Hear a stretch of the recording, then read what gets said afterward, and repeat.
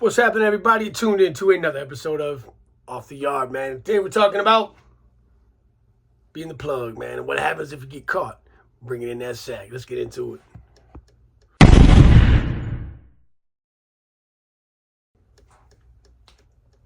it.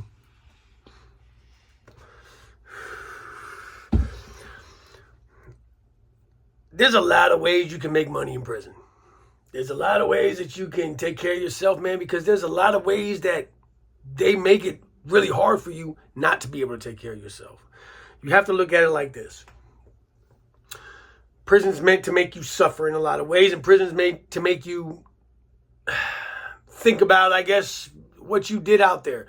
But what happens is, it does make you think about what you did when you went out there, because when you're sitting there at 8 o'clock at night and your stomach literally hurts because you're starving, you're going to come up with ways to eat. Now, you look around the penitentiary, and what do you see? You see all the things that we talk about, but you also see addicts. You see guys who are looking to get high. You see guys who are looking to get their fix. If you can supply or facilitate said substance for them to get on, then guess what? You're him. Mm-hmm. Well, I had found a way. And I'm not going to put any names out there because I don't want it ever to come back on those people, even though that they did it to me. But we'll get into another story one day. But we had an individual that was willing to come visit, right? So they come to visit me, and they would get it past the machines. They get it past the strip search, right? Now, once they sat down at that table, it was on us. How are we going to get it on me, in me, to get back to the pod? Now, let me break this down. When you're sitting at a visitation room, what you guys, you have a big room, basically. And you have a CO usually sitting at the, which is correctional officer. Your CO sitting at a desk usually, or you have a couple on the wall or whatever. However, this institution decided to make their visitation room. But it's all usually about the same thing. Now, the way you get around that is because they're watching like hawks, and they have the eye in the sky. They have the people who are sitting there in the booth, in the towers, or in wherever else, looking at cameras. They're zooming in on you. They're watching your hands. They're watching your movements. They're watching all the things, right? Boom, boom, boom. And they do this all the time. You're not slick. You're not slicker than them. I promise you, they're going to catch you. Unless. My thing was this. What I would do is, old girl would go get go to the snack machine. They had vending machines, right? And there's two different ways that I'd done it. One is this way. You go to the vending machine, you get you some chips, a little bag. They had little mini bags of chips, a soda, a couple of drinks, whatever. And you got this smorgasbord of crap, of junk food that is just sitting in front of you. You're talking, you're holding their hands. You might get the peck. The peck is not really a romantic peck, man. The peck is to get that transferred into your mouth so you can do what you need to do with it. They started to get hip with it, though. They were like, okay, why is this woman going straight to the bathroom, coming back out, and then automatically kissing on this dude? Nobody wants to kiss someone coming straight out of the bathroom, right? That's just not a romantic situation. So, that being said, they started getting hip to it, and dudes are getting busted and ran down on. Now, when you go back from a visit, you're going to go into a little room. You're going to have to be strip searched. They're going to take you back into a room, get you naked. They're going to flash a light up your butthole and look all into things, open your mouth. That's why they made us cut our hair. You couldn't grow hair for a long time. I had long hair at one time. It's dreadlocks, and I would cut a hole into these dreadlocks and stuff shit. Now, the way I got around this was, right before I go back from a visit, usually they give you a certain amount of time. They're going to tell you, hey, more, 15 minutes. Hey, more, 10 minutes. I know at that moment that in 10 minutes, I'm going to be walking back there. So if I haven't got that, I need to get that. Now, how they got it in, I'm not even going to divulge, because there still might be people doing that to this day. Don't want to put too much game out there. But the way I was doing that, they are completely hip to nowadays, and I don't think you're going to be able to do that. So, right before I would go back to this little room, what I would do is she would have gone to the restroom or gotten whatever she had brought out of wherever she had brought it from. And she'd come out of there, with a napkin in her hand, right? But in reality, she's got the sack in her hand. Now, what she would do at that point is she would drop it into this chip bag, right? So now I've got a whole case, another 5 to 10 years sitting in this chip bag. And it was a lot.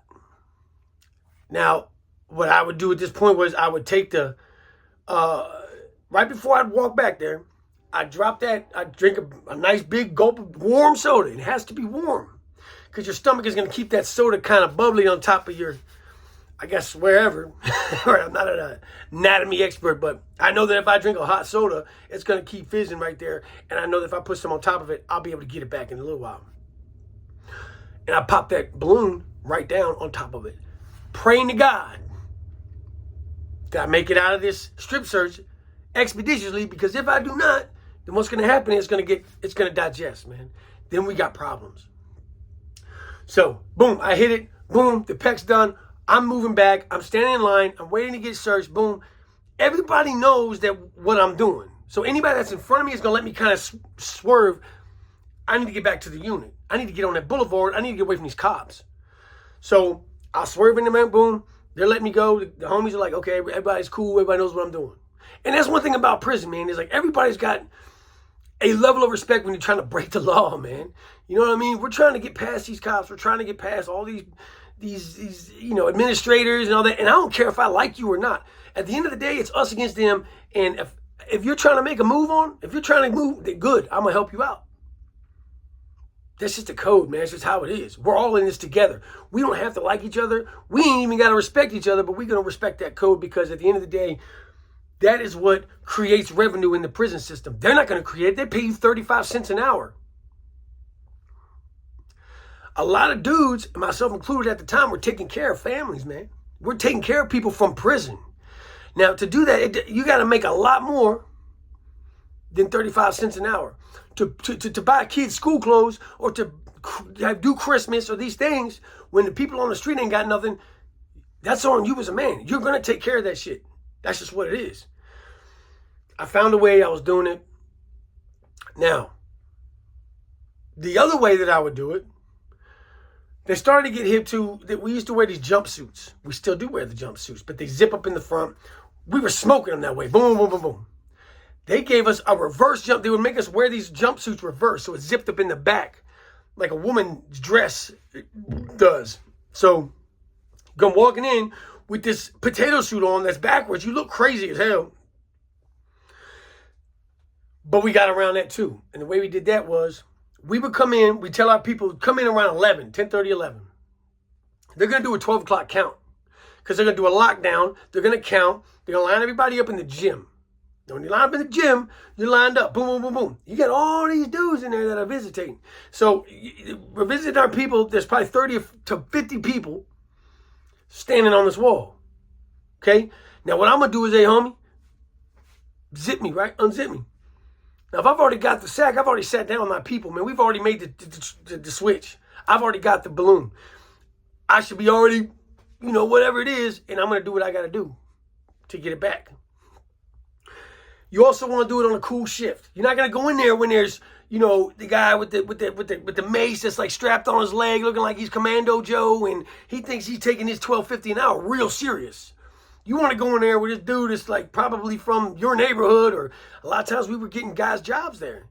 Yo, go in there and get a job. I don't need you to work there 6 months. I'm just trying to make them come up. Dudes come in and get jobs. Young cats. They have no record. I would always tell my guys, stay out the radar. Don't get tatted up. Don't this, because I might need you to get a job at this damn place. I'm thinking longevity, right? I don't want everybody to look like me. I don't want everybody blasted all over me. Like, this shit looks retarded. First of all, to get your face all tatted up, it looks dumb. I wish I never would have done it. That being said, so that was one way I would do it. Now, this particular instance, we're going back to the first way. I had ingested it. It's sitting in my stomach. Now, the problem, they were just doing like some type of that shift change, but like they were switching out the CO. A CO had to go to somewhere else. There was a code or something that happened. I'm waiting at the door for like 10 minutes, bro. Now, that might not seem like a long time, but when you're trying to like keep something from going into your stomach, that's going to potentially take you up out of here, it's a long time, bro. And I'm sitting there thinking like, gosh, should I just throw this up? What do I do? What do I do? So I'm trying to like regurgitate while I'm standing there. Finally, they get me back into the changing room, do the flashlight up the butthole thing. Thanks for that, guys. Doesn't create PTSD or nothing for the rest of your life. But they do the butthole flashlight thing. We leave. I'm walking down the boulevard, and as I'm trying to get it up, 3 of them run down on me. Now, when they run down on me, they grab both of my arms. They open my mouth. I remember sitting there. I've got the balloon in my throat. I'm trying to get it up. I had to re-swallow it. And I'd always told whoever brought it up, make sure you double to triple balloon that thing because it could always go down like that. And this is what happened. Because your stomach acid is going to eat through all that shit, man. Your stomach acid is powerful, man. So this wasn't H, this wasn't Go Fast, it was subs. And I was fortunate that, even if it did go down like that, yeah, it would have sucked. I probably would have got sick, but I don't think Suboxone would have killed me. I don't really think that. It might have. Hey, you never know. But they probably could have Narcan me and brought me back. I have no idea. I don't know how that works, but it is Narcan in it. So maybe I would have died. I get back. They take you to what's a strip cell. Okay? Now, strip cell is the same cell that they put people who are trying to commit suicide and things like that. And they put you in this turtle suit. Now, this turtle suit's got like a padded suit. It looks weird. You're walking around. It's a smock. And you stand there looking like Ned. You have no eating utensils, nothing. And they're sitting there watching you because the minute you take a crap, they're coming. They don't want you to get in. So you got to figure it out like on the fly, bro. Because they're going to give you Miralax, whatever. They're going to try to make you push because you only get a few days. And so your mind starts working. They turn the water off. You're not using the water. That's dead. But they have to give you juice and drink for when you eat. So boom, they give you this, they give you the juice. Now what I had done was, I had kind of been slick about it, right? I stuffed my sink with toilet paper, right? Wet toilet paper. And I'd done that. I was acting like I was working out. Nobody works out in a fucking turtle suit. Nobody's in this cell working out, right? So I'm acting like I'm doing incline or decline push-ups or whatever it was on the sink. So incline push-ups. And as I'm doing that, I'm tapping my hands. Like when I would stop, I kind of bend down, get that water on my fingers from the toilet. Because you see, I have water in the toilet. And I would take and get that toilet paper wet. And eventually I got to where I piece by piece the plug, and I was taking my juice when I was done, and when I would act like I'm throwing everything away, I'll dump it, kind of trying to dump it, stand in front of the sink like I was pissing, and I would dump that juice into that sink. So I had a little bit of juice in the sink. So the time came. I couldn't hold it anymore. I had to go to the bathroom. I knew what was going to happen. This was 2.5 days, 3 days later. So I'm sitting in this cell, and I know that once they see me sit down, they're coming.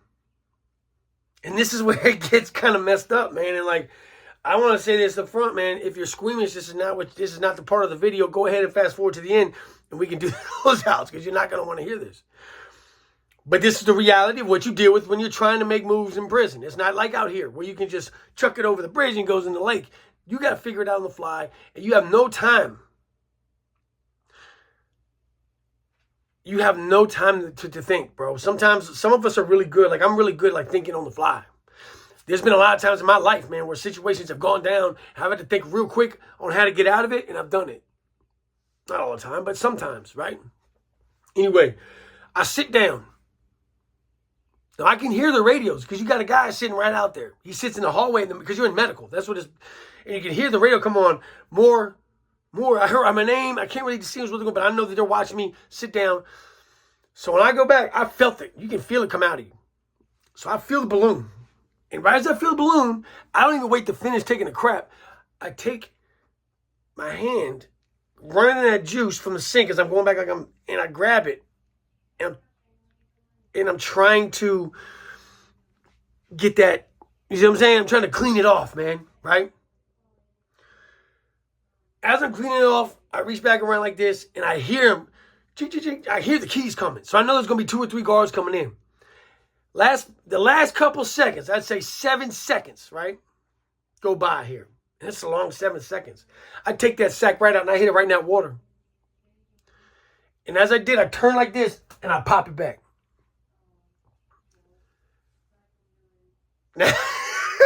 Now, I don't know what was on that altogether. I know it didn't taste good. I know that I had to swallow it immediately. And what I done basically is, as I'm sitting there, I'm trying to get as much saliva in my mouth as possible.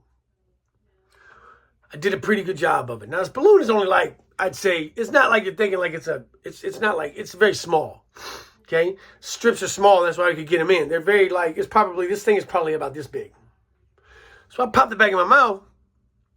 I was able to swallow it again. Now, praying to God they didn't see it. Where I got lucky was the guy that was working the cameras left the camera to go because they figured, hey, whatever happens, it's on the camera.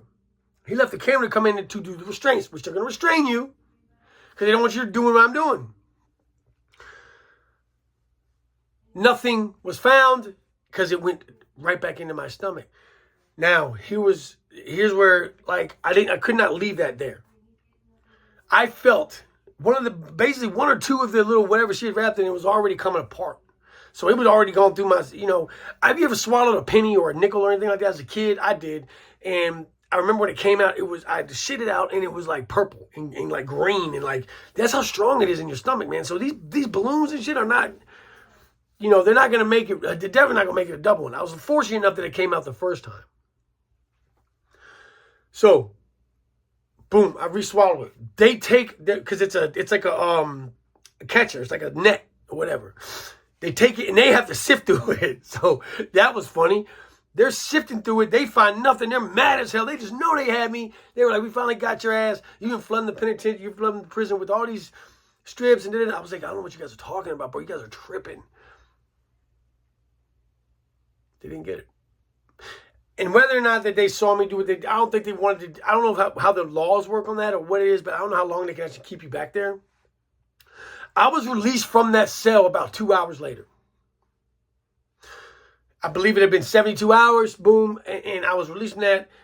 And I had to take a break from getting on. And the way I got that out was the minute that they walked out the cell, I turned around. And, I had it in my mouth the whole time. Yeah, it's disgusting. Yes, it is what it is. But that could have been 10 more years, guys. That could have been another case. That could have been bringing a substance into an institution. And of course, this story is meant for entertainment purposes only. This is only allegedly. So, that being said, hope you liked the story. Hope you took something from it, man. And what I would like to say is, don't gain the world and lose your soul, man, because wisdom is better than silver and gold. Don't sacrifice yourself, man, to get money. Don't sacrifice your freedom to get a few dollars, to pay someone else's bills. Take care of yourself, man. Love yourself. Much love to the Gladiator Gang. Salute to all the A1s from day one. And as always, man, stay up, stay out. Stay sucker free.